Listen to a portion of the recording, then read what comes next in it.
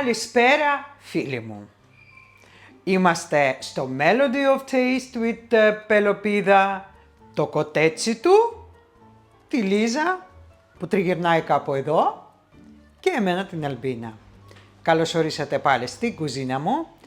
Χαιρετώ τους καινούριους φίλους που αυξήθηκαν πάρα πολύ μετά το τελευταίο βίντεο με τα μιλοπιτάκια σφολιατίνες. Σας ευχαριστώ πάρα πολύ. Τι να πω, ευγνώμων. Και αυτό μου δίνει δύναμη να προχωράω και να σας φέρνω ακόμα ωραιότερες συνταγές. Και τι σας έχω σήμερα. Σήμερα θα φτιάξουμε τα γνωστά κεφτεδάκια, αυτά τα σουηδέζικα κεφτεδάκια που πουλάνε στο IKEA, που σε όλους αρέσουν, αλλά δεν είναι κάτι καινούριο για την ελληνική κουζίνα, απλά με μία μικρή τσαχπινιά που κάνει στο τέλος, την διαφοροποιεί λιγάκι από την ελληνική κουζίνα.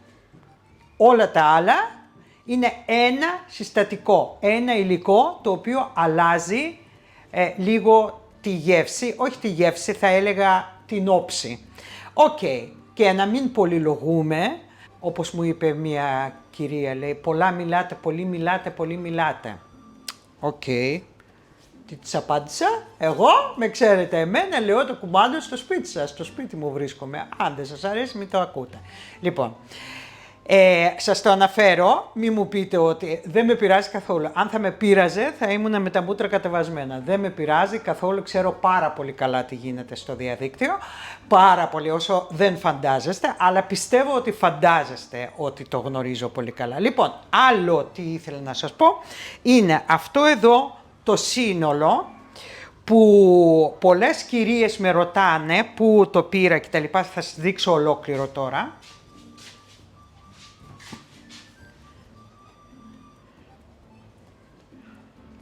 Αυτό εδώ το σύνολο και αυτές εδώ οι πιάστρες που φτιάξαμε εμείς, για να μην σας αποσπά την προσοχή. Λοιπόν, αυτό είναι ένα φόρεμα το οποίο έχει εδώ κόκκινο, εδώ γκρι, μαύρο πίσω και έχει από πάνω μία μπλούζα, το οποίο το σύνολο αυτό το έχω αγοράσει, κορίτσια, το 2000 ή 11 ή 12 νομίζω. Μπορεί και 13, αλλά όχι αργότερα. Λοιπόν, οπότε καταλαβαίνετε ότι δεν υπάρχει ούτε κατά διάνοια, ας πούμε, και όταν το αγόρασα, είναι ιταλικής κατασκευής και τα λοιπά, κατασκευής προέλευσης, από το μαγαζί που σας έχω δείξει στη Σόλωνο, στην παράσταση. Λοιπόν, και πολλοί με ρωτάνε, να φανταστείτε ότι με σταματάνε και στον δρόμο οι γυναίκες και ρωτάνε. Δυστυχώς δεν υπάρχει και τότε που το αγόρασα ήταν το μοναδικό κομμάτι. Λοιπόν, ήμουν η τυχερή που το πήρα. Τέλος πάντων, αυτό γιατί με ρωτάτε πάρα πολλές όταν το φοράω, με ρωτάτε τι είναι αυτό. Σας απάντησα και πάμε να ξεκινήσουμε να μαγειρεύουμε. Θα σας πω όλα τα υλικά, φύγαμε. Και τα υλικά μας είναι... Εδώ έχω 900 γραμμάρια κιμά ανάμεικτο, μοσχάρι και χοιρινό, το βγάζω από εδώ για να φαίνεται καλύτερα. Και πάμε να σας πω τα υπόλοιπα. Για 900 γραμμάρια κιμά θα χρειαστούμε 3 φέτες ψωμί του τόστ, 80 ml γάλα. Βγάζω και αυτό. Θα χρειαστούμε ή ένα μεγάλο κρεμμύδι. Εγώ δεν είχα μεγάλο, είχα 2 μικρά, έβαλα 2 μικρά, εσείς βάλτε ένα μεγάλο. Μία σκελίδα σκόρδο, φεύγουν και αυτά. Επίσης θα χρειαστούμε ένα αυγό, μερικά μπαχάρια φρεσκοτριμμένο μοσχοκάριδο, πιπέρι φρεσκοτριμμένο αλάτι κλασικά, λίγο λάδι. Εδώ έβαλα 2 κύβους δικούς μου, τους οποίους έχω μετά θα αραιώσω με 2 φλιτζάνια ζεστό νερό, για την σάλτσα μιλάω τώρα. Επίσης για την σάλτσα θα χρειαστούμε 3 κουταλιές της σούπας αλεύρι, 2 κουταλιές της σούπας βούτυρο, 80 ml κρέμα γάλακτος. Αυτό είναι το υλικό που σας έλεγα που διαφοροποιεί λιγάκι την γεύση στα κεφτεδάκια μας. Λίγο μαϊντανό προς το τέλος, φρέσκο, και αυτά είναι τα υλικά μας. Και με τι θα το συνοδέψουμε? Θα το συνοδέψουμε με πουρέ πατάτας. Και θα το βάλουμε να βράσει και θα ξεκινήσουμε εμείς τη διαδικασία να φτιάχνουμε τα κεφτεδάκια μας. Εδώ μέσα στην κατσαρόλα έχω καθαρίσει τις πατάτες, τις έχω κόψει τέτοια κομματάκια. Βάζω ένα φύλλο δάφνης, το οποίο θα το βγάλουμε μετά, και μία σκελίδα σκόρδο για τη γεύση αυτό. Δεν βάζω αλάτι, ποτέ δεν βάζουμε αλάτι πριν βράσει πατάτες, όσπρια, γιατί τα σφίγγουν, να το ξέρετε. Λοιπόν, οπότε βάζουν και ένα κομματάκι βούτυρο πάνω, εγώ δεν θα το βάλω γιατί θα έχουμε βούτυρο, και τι κάνει? Το βούτυρο κάνει μία επιφάνεια με το λίπος από πάνω και έτσι δεν αφήνει πολύ να φεύγει ο ατμός και να βράζει σωστά η πατάτα, να γίνεται πιο αφράτη. Λοιπόν, αφήνω εγώ λοιπόν να βράζουν οι πατάτες και εμείς θα κάνουμε άλλη δουλειά. Λοιπόν, τώρα θα πρέπει να προετοιμάσουμε το ψωμί μας για να το βάλουμε στο κιμά. Κόβουμε τις άκρες. Αν έχετε μόνο ψύχα χωρίς κόρα, γιατί υπάρχει και τέτοιο ψωμί για τόστ, θα βάλετε εκείνο. Της Λίζας της αρέσει πάρα πολύ το ψωμάκι αυτό. Έλα να σε δουν τα κοριτσιά, εδώ. Έλα. Ορίστε. Τα πάντα της αρέσει. Φαγανό παιδί. Ωραία. Λοιπόν, κόβουμε το ψωμί μικρά κομματάκια.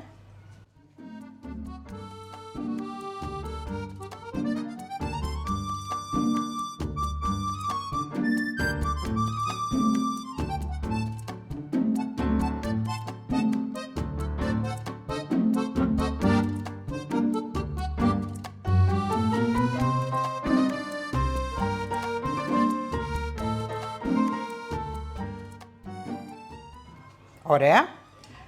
Το περιχύνουμε με γάλα.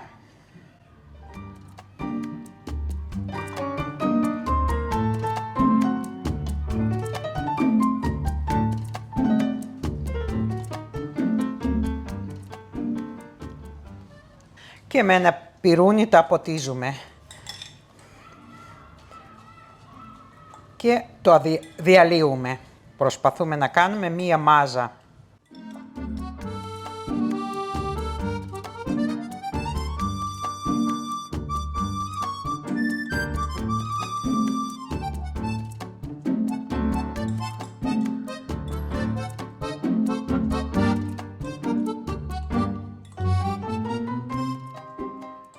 Για να διαλυθεί καλά η ψύχα, να μην συναντάμε τα κομματάκια μέσα στο κιμά. Πολλές φορές συμβαίνει αυτό.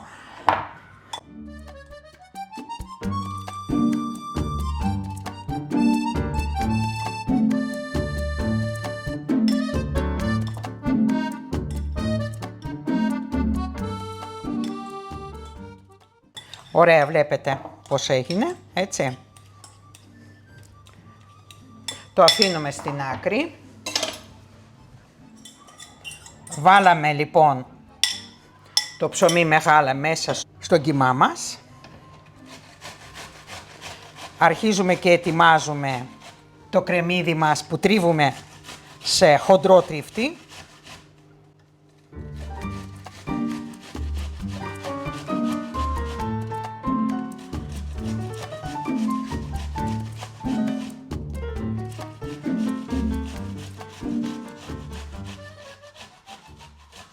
Και σε λεπτό τρίφτη τρίβουμε το σκόρδο μας.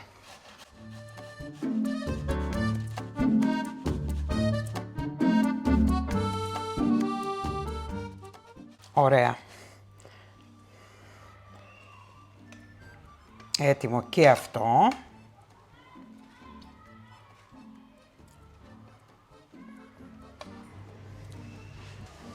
Το βάζουμε μέσα.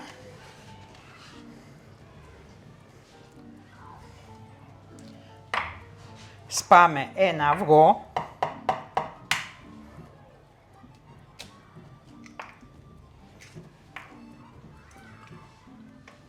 Περίπου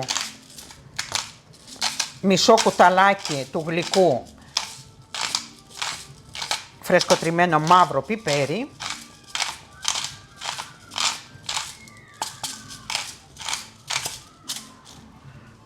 Τρίβουμε και μοσχοκάριδο.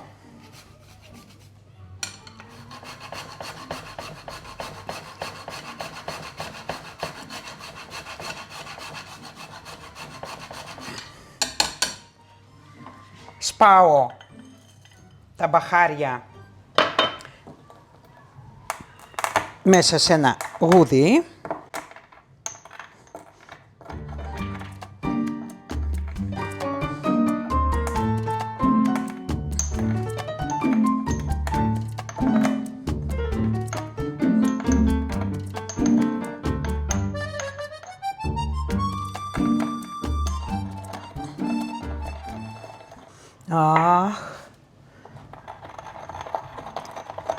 Το τρίβουμε λοιπόν καλά.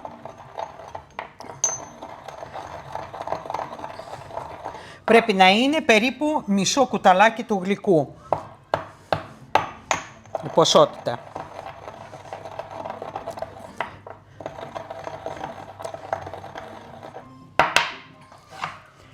Ορίστε.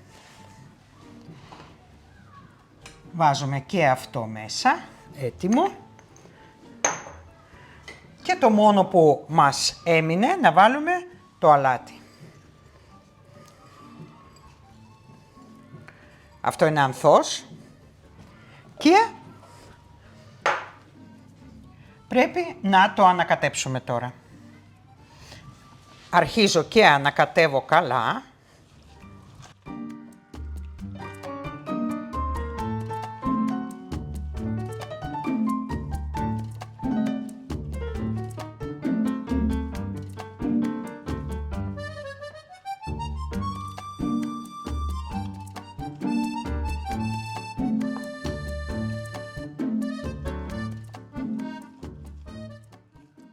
Δοκιμάζουμε και το αλάτι φυσικά.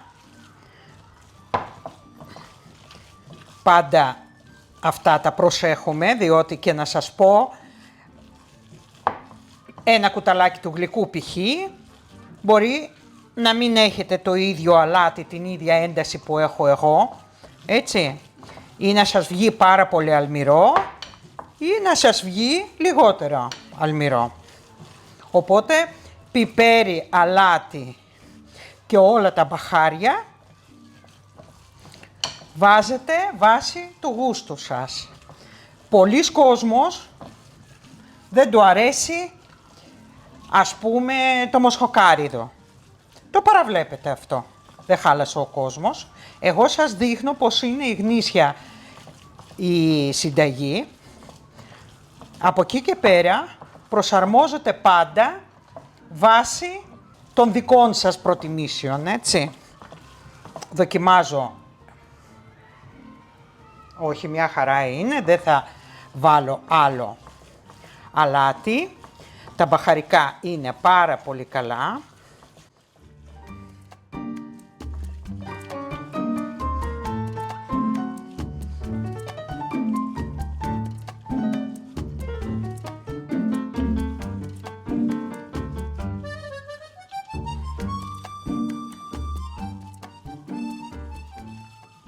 Λοιπόν, το ανακατέψαμε μια χαρά και αφήνουμε λίγο να ξεκουραστεί, λίγο. Δεν θα το βάλουμε στο ψυγείο.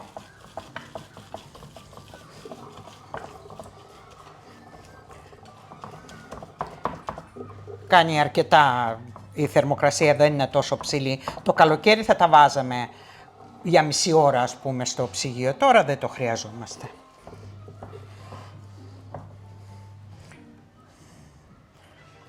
Λοιπόν, βρέχω λιγάκι τα χέρια μου. Εγώ έχω αυτό το εργαλείο, το οποίο κάνει αυτού του μεγέθους κεφτεδάκια. Είναι ειδικό για τα κεφτεδάκια. Εγώ το έχω αγοράσει, είναι τεσκόμα και το έχω αγοράσει στο cook shop.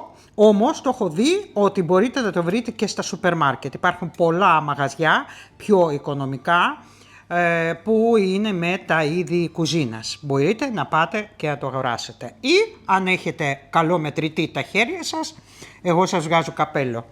Λοιπόν, κάνουμε κεφτεδάκια. Ξέρουμε, τα κεφτεδάκια που φτιάχνουμε το μέγεθος είναι αυτό, έτσι.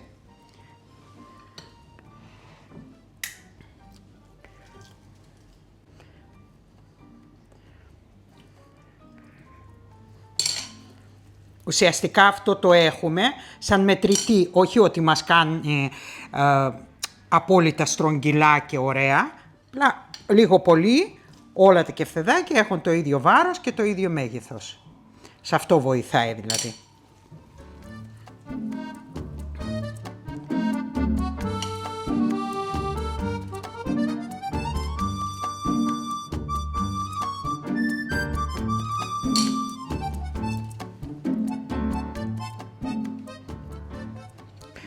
Το φτιάχνω εκτός κάμερας και ανοίγω μετά να συνεχίσουμε.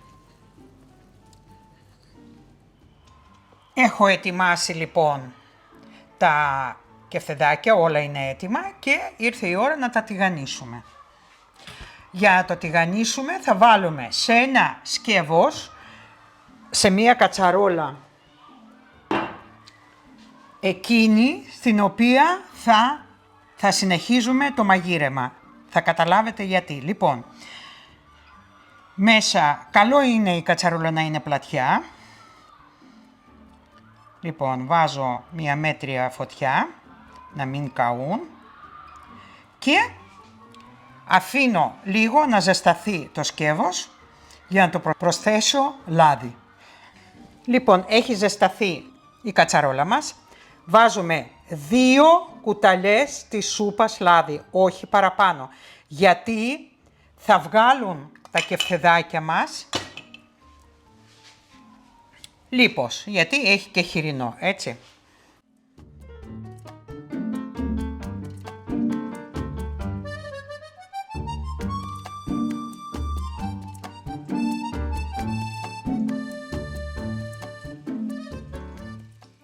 Σε μέτρια φωτιά δεν χρειάζεται να καίγονται.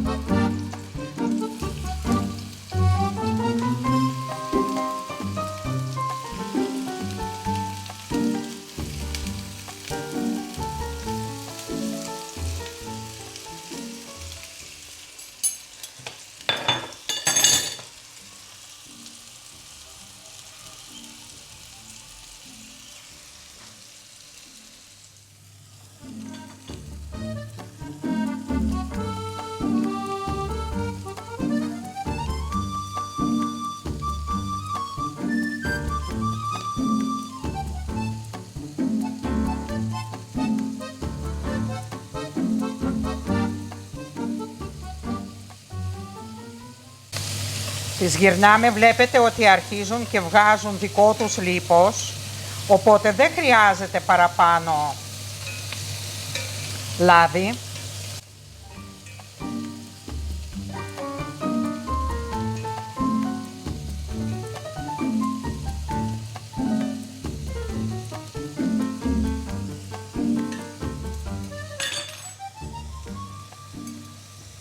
Περιμένουμε να τηγανιστούν και από την άλλη μεριά. Λοιπόν, έχουν τηγανιστεί και από την άλλη μεριά. Τα βάζουμε σε ένα πιάτο.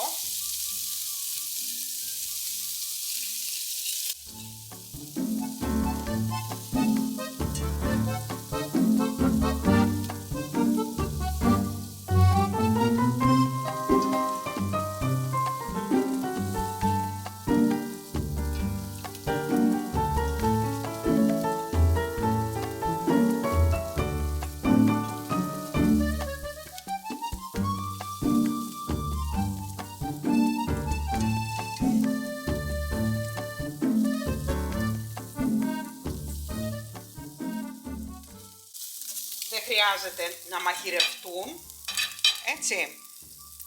Κατεβάζω λιγάκι και βάζω τα επόμενα.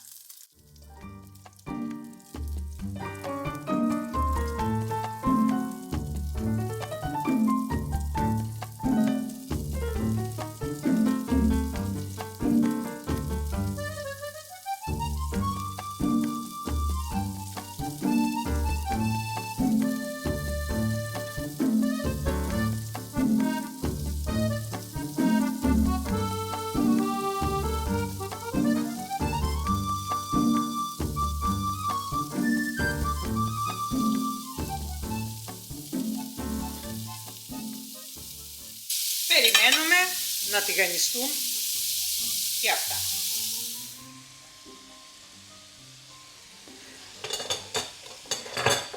Λοιπόν, γυρνάμε.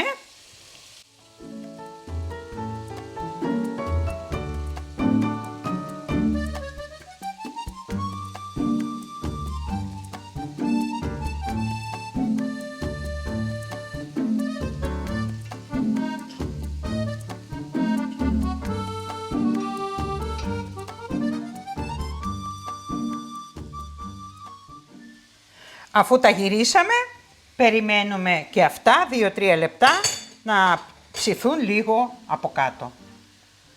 Λοιπόν, έχουν τηγανιστεί και από την άλλη μεριά, τα βγάζουμε όλα. Κατεβάζουμε λίγο τη φωτιά.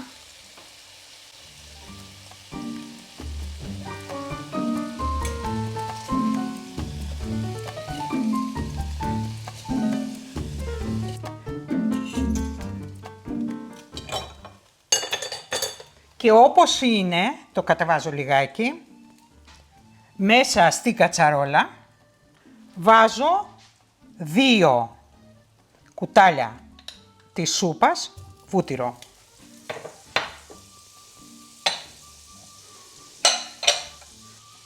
Αφήνουμε να λιώσει λίγο.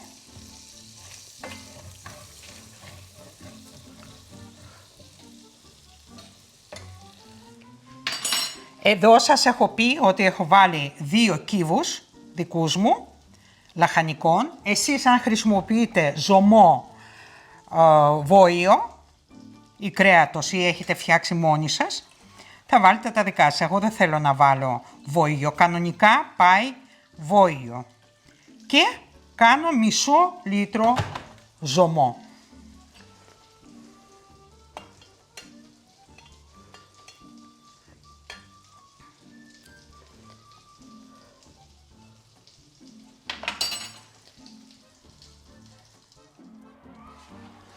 Αφού έχει λιώσει το βούτυρο, βάζουμε 3 κουταλές της σούπας.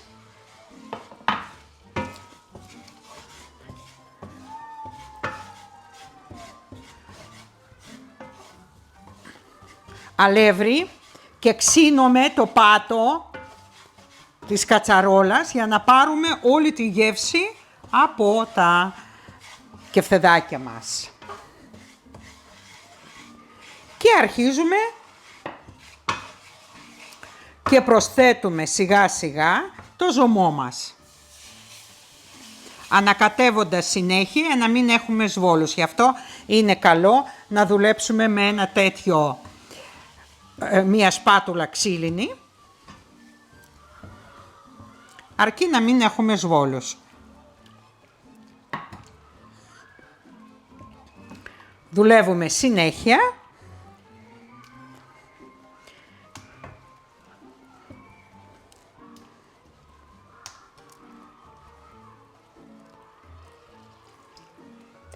Προσθέτοντας το ζωμό μας. Γι' αυτό σας είπα ότι δεν χρειάζομαι περαιτέρω ζωμό βόηο, γιατί έχουμε εξήσει όλο το πάτο, είναι καθαρός ο πάτος μας και έχουμε πάρει όλη τη γεύση από κεφτεδάκια, οπότε δεν χρειάζεται. Εσάς, αν σας αρέσει, κάντε το με το ζωμό κρέατος. Πρέπει να φτιάξουμε και κύβους με ζωμό κρέατος, σας το έχω υποσχεθεί, οπότε πρέπει να το κάνουμε. Λοιπόν, φτιάξαμε τη σάλτσα μας και σε αυτό εδώ το σημείο δοκιμάζουμε το αλάτι μας.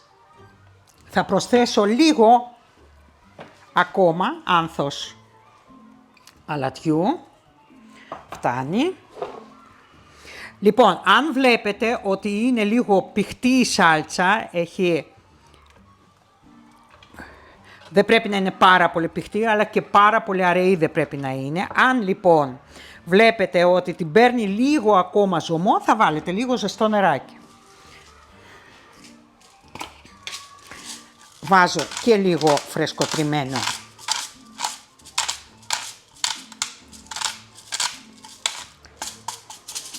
πιπέρι. Ανακατεύω. Και σε αυτό εδώ το σημείο βάζουμε όλα τα κεφτεδάκια μας μέσα και με το ζωμό που έχει βγάλει, γιατί δεν ήταν μαγειρεμένα, απλά ήταν λίγο τηγανισμένα. Βάζουμε λίγο παραπάνω τη φωτιά και έχουμε θωρακίσει δηλαδή ουσιαστικά τα κεφτεδάκια. Δεν τα έχουμε μαγειρέψει. Λοιπόν, βέβαια δεν θέλουν πολύ.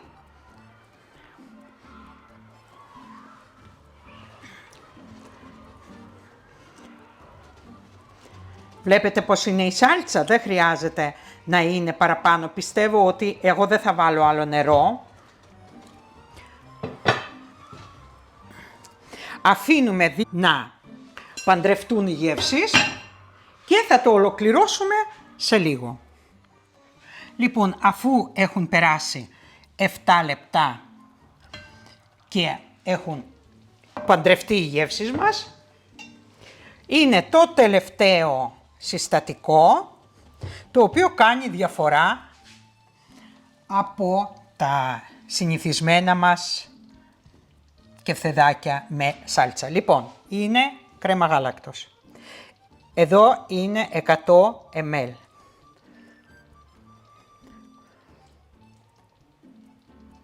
Δεν είναι απαραίτητο να είναι 30% λιπαρά. Ας είναι ελαφρύ. Ανακατεύουμε.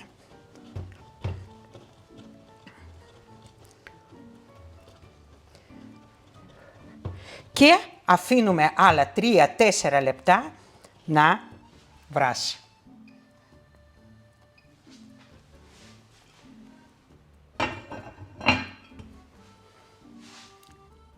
Λοιπόν, έχουν περάσει 4-5 λεπτά.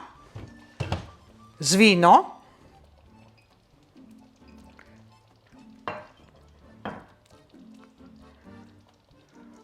Δείτε πόσο ωραία σάλτσα έχουμε φτιάξει. Βλέπετε. Και το αφήνω τώρα να ηρεμήσει λίγο. Και εμείς θα ψιλοκόψουμε το μαϊντανό. Θα κόψουμε μόνο το τρυφερό μέρος, τα φυλαράκια δηλαδή, όσο γίνεται.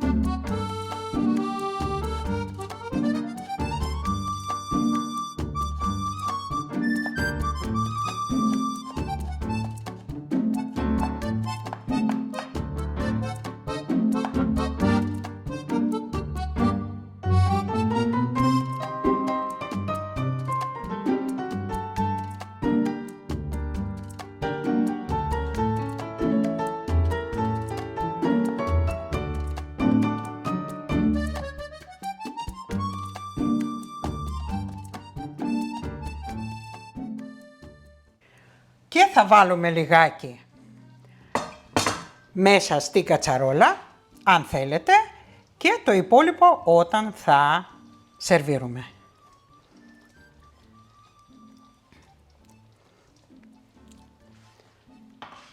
Λοιπόν, αυτό είναι το αριστούργημα το σημερινό, αλλά δεν έχουμε τελειώσει με τα κεφτεδάκια. Ακόμα βλέπετε, παρόλα που έχω κλείσει φωτιά και επειδή το σκεύος αυτό κρατάει την θερμότητα, ακόμα βλέπετε ότι βγαίνουν φουσκαλίτσες.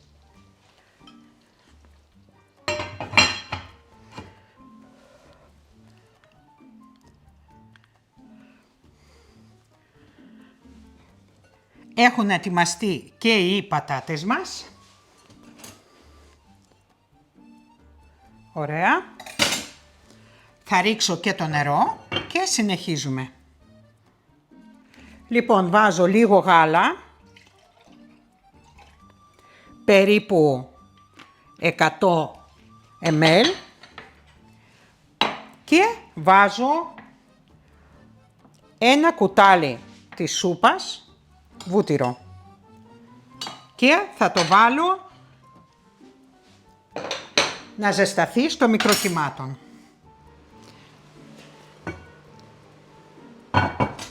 Αραδιάζουμε τις πατάτες μας εδώ στη πιατέλα. Βάζουμε λοιπόν, εδώ έχω πρέσα για πουρέ, πρέσα πατάτας, το οποίο έχω πάρει καιρό στο IKEA, με βολεύει πάρα πολύ και βάζω τις πατάτες μέσα. Βγάζουμε και φιλαράκι δάφνη και κάπου είναι και μία σκελίδα σκόρδο. Λοιπόν, και με αυτόν τον τρόπο θα λιώσω όλες τις πατάτες.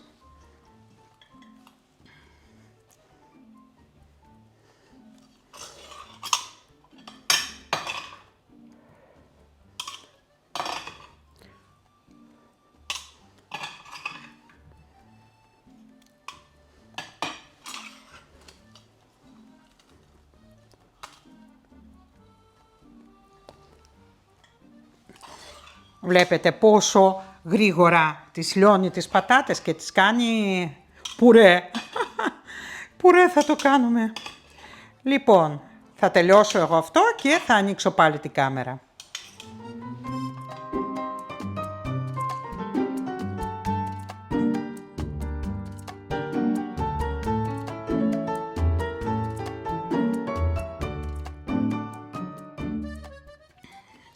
Λοιπόν, αφού έχω λιώσει όλες τις πατάτες, εδώ σας είπα ότι έχω γύρω στα 100 γραμμάρια 100 ml γάλα και έχω βάλει ένα έτσι γερό κουτάλι της σούπας, βούτυρο, και έχω βάλει στο μικροκυμάτων για να λιώσει και προσθέτω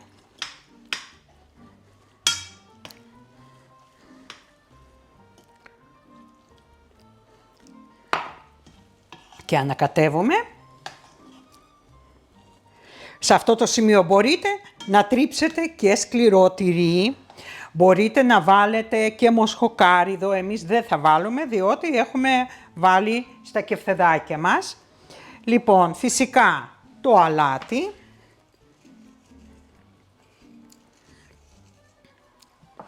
νομίζω φτάνει, και συνεχίζω με γάλα και βούτυρο να το ανακατεύω, να το αραιώνω. Δεν θα το κάνουμε πάρα πολύ ρευστό πουρέ, αλλά ούτε να είναι και σφιχτό πάρα πολύ.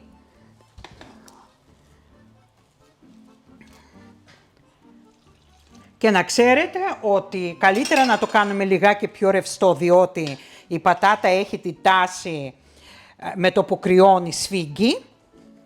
Οπότε βάλτε λίγο παραπάνω γάλα, δεν θα χάσετε. Βλέπετε πώς είναι. Θα δοκιμάσω τώρα το αλάτι και είμαστε ok.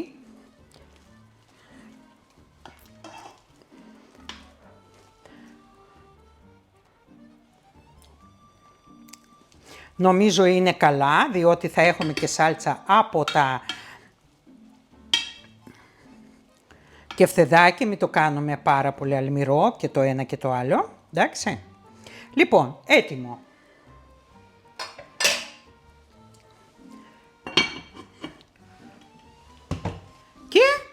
Βλέπετε, τι φτιάξαμε, το αριστούργημα. Εγώ τώρα θα το δοκιμάσω. Όχι θα δοκιμάσω, θα το φάω κανονικά γιατί είναι ώρα φαγητού. Και πουρές πατάτας. Αυτά. Και μπράβο μας. Λοιπόν, θα σερβίρουμε τώρα το πουρέ από εδώ. Θα βάλω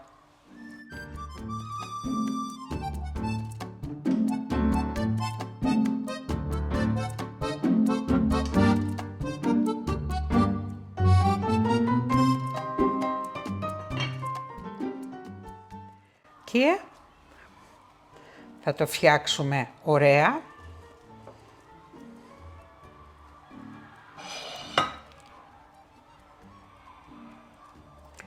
Μία λακκουβίτσα με αυτό το τρόπο.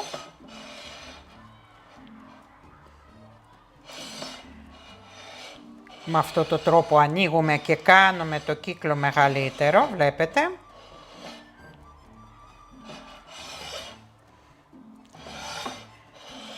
Πάρα πολύ ωραίο. Και κάνουμε και τα τυχώματα. Με αυτόν τον τρόπο.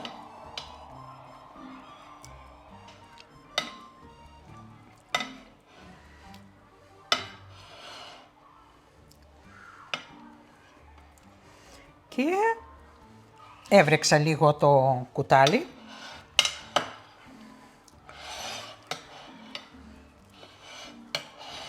Και φτιάξαμε μία φωλίτσα. Η οποία η φωλίτσα αυτή τώρα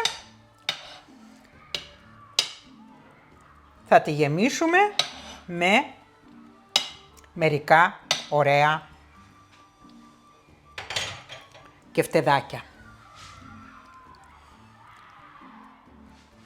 Και φυσικά θα το σερβίρουμε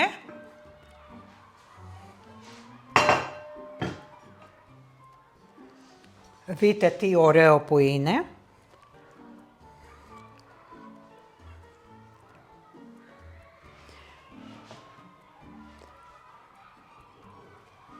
Βάζουμε μερικά.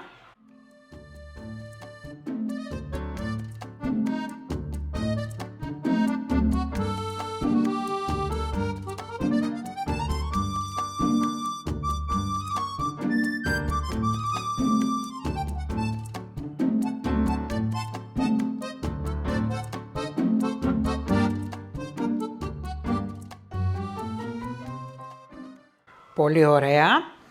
Θα βάλουμε φρέσκο μαϊντανό και εδώ για το ντεκόρ και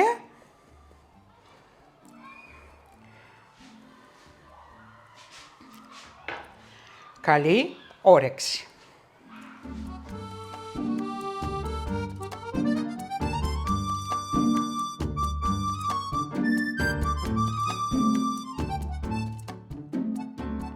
Και εννοείται ότι θα το δοκιμάσουμε, έτσι. Λοιπόν, το αριστούργημα που φτιάξαμε και ξεκινάω από ένα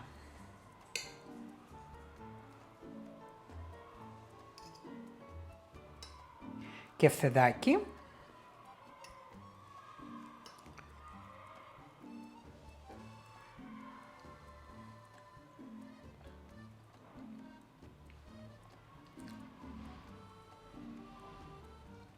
Οκ. Χωρίς υπερβολή, χωρίς να περιαυτολογώ, έχω ξεπεράσει τον εαυτό μου. Παιδιά, είναι καταπληκτικό. Μία επίευση που αφήνει το μοσχοκάριδο, το μπαχάρι, λίγο το σκορδάκι, λίγο... Τέλειο, φτιάξτε το. Τέλειο, τέλειο. Αριστούργημα, άλλη μία μπουκιά, να σας αποχαιρετήσω και θα το φάω γιατί είναι η ώρα του φαγητού.